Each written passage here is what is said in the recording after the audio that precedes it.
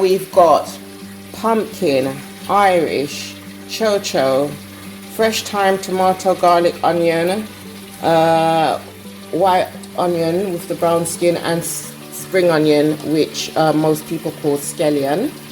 And we've got yam as well. And we're going to make some boiled dumpling. Here's the seasoning that we've cut up. The tomatoes are over there. There's some green Scotch bonnet pepper. I've removed the seeds because I want the aroma and the flavor, not so much the heat. We've also got the onions there. We've got the fresh thyme and we've got garlic. Yes, not everybody uses garlic. I'm going to tell you the reason why I'm using the garlic. Along with that, you have the scallion, that's the spring onion. It's also been chopped up, and we've left a squig should in case we need some reinforcement. And I've also left the bit of the chili with the pips should we need more heat. Okay, so the saltfish has gone on. So at this point, I'm going to go ahead and add my cornmeal to the plain flour mix.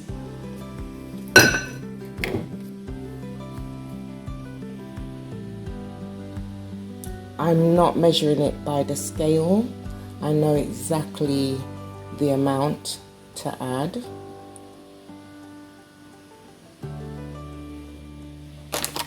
And again, should you wish to do so, you may add a pinch of salt.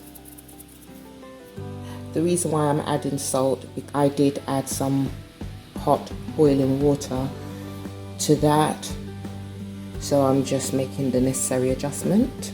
We've made a perfectly good dumpling mixture with the fine cornmeal and the plain flour. We've also flaked our saltfish.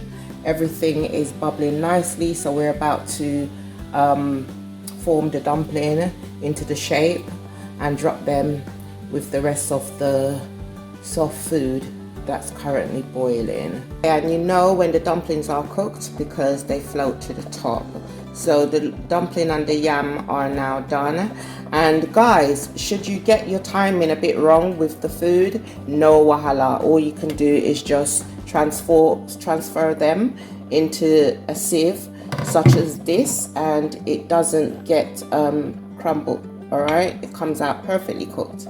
So again, don't panic, just transfer it, remove the ones that are done, and the rest may carry on bubbling.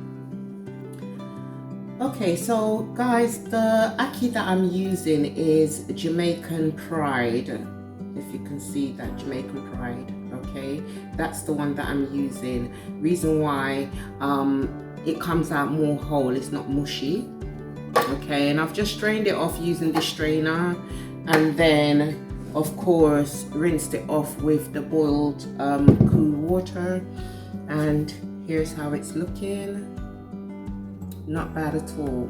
So here's the twist. We're going to add spinach. I was going to do the steamed fish and okra in the week, or add the spinach, you know, stuff the spinach in the fish with some of the seasoning. But my body is telling me I need the iron. I could do with a little iron boost. So I'm just going to do the ackee and saltfish with spinach for a twist, all right? And that's why I'm adding the garlic. So the oil we're going to be using is the extra virgin olive oil. Sometimes I do use sunflower oil, rapeseed oil, but I don't use coconut oil with this particular dish that I'm making. However, we're using the olive oil. So we've just put in the onions, scallion, and Scotch bonnet pepper. We're just allowing it to get nice and translucent. Okay, so you can see the garlic has gone in. We're just going to stir that around gently. The next thing we're going to do is season with some coarse black pepper. We're not going to add any salt at this stage, nor will I add all-purpose seasoning. because it contains high amount of salt, and of course the saltfish itself has sufficient salt to flavour the dish. So here's how we're getting on, and I've put in the ackee, I've added the spinach, I've added the chopped tomatoes, the fresh thyme, the coarse black pepper. I've also gone ahead and added more of the Scotch bonnet because I needed it to have a slight little kick.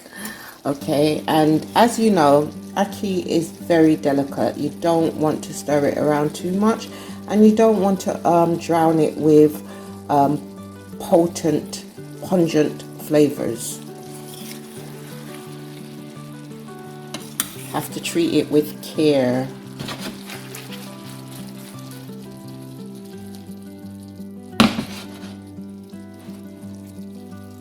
Okay, and you see the spinach is so minimal you can hardly notice it, but it's in there.